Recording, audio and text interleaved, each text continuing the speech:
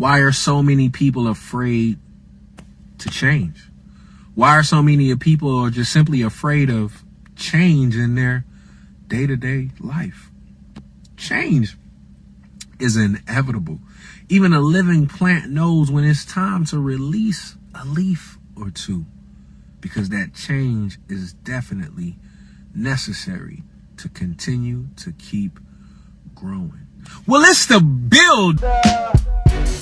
And it's time to build minds with minds like mine. Welcome to W.I.L.L Wednesdays. It doesn't have anything to do with the day of the week, but it has everything to do with what you think, feel, and speak. It's the builder.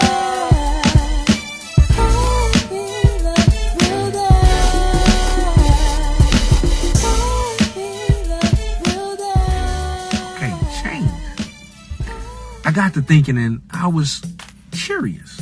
Why are so many people afraid of change outside of just the norm? And I was extremely surprised because I came across something called change management. And it's a study of how people have looked at changing different things organizationally. So for a company or a large group, but it also led me to believe and think that could also be applied to someone individually. Now, it's pretty deep, and like I said, I did come across 10. So I want to share those 10 different types of change with you, and then maybe at a different time we can kind of dig into each one of them just a little bit more. Now, the first one is happened change. Now, this is something that it's caused by external forces, and it's something that's extremely outside of an organization's control. Just like a person, there's certain things that just we aren't in control of, but we can only control how we respond. But that's happened change. The next one is reactionary change, and it's just like the title suggests. An event occurred, and what was the overall reaction of the organization or individual?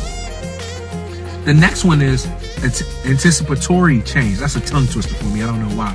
But to be able to anticipate factors that you know are going to occur for one reason or another, and then you start to put the things in place to prepare for what that change looks like.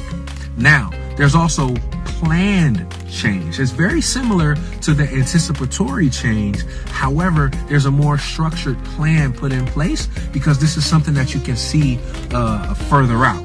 Then there's also incremental change. That's right. Large change is necessary, but then you put in incremental steps to see to it that change comes off as successful as possible.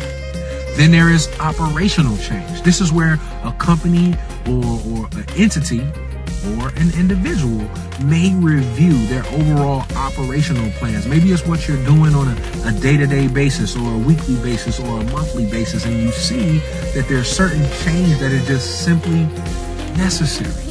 Now, there's strategic change. Maybe the strategy or that overall plan that's been in place needs to be restructured and mapped out in a different way to truly get the success in the goals that you want. Then there's directional change. This is where a company or you as a person may decide that a pivot or a large pivot is necessary to really get where you're going, or better yet, get to a certain step to prepare you for the next steps ahead. Now, there's fundamental change. This is where things get extremely deep, where someone has to, or organization, someone has to take a look at their fundamentals, their values. What system do they have set up that epitomizes their true character and their overall makeup? Because then there's just certain things that need to be overhauled. Then the last one is total change. That's top to bottom. Everything needs to be restructured and redone over to set forth new steps in a better direction. So I'm gonna run through them real quick again. That's happened change, reactionary change, anticipatory change, Plan change, incremental change, operational change, strategic change, directional change, fundamental change, and again, total change. Everyone thinks of changing the world, but no one thinks of changing himself. Words of Leo Tolstoy, and I thought that was extremely profound. When we talk about change, we always think about external factors, but we never ever think about ourselves. And maybe, just maybe, that's why so many of us are afraid of change. Mahatma Gandhi said it best when he said, be the change that you want to see in the world. Listen, we all don't know what we don't know, so we must continuously look for room to grow. Be bold in your beliefs. Be unmistakable to the universe. Be ingenious in your intelligence and be legendary in life. Why? Because you deserve your dreams. And if you will, I will, we will. Let's build.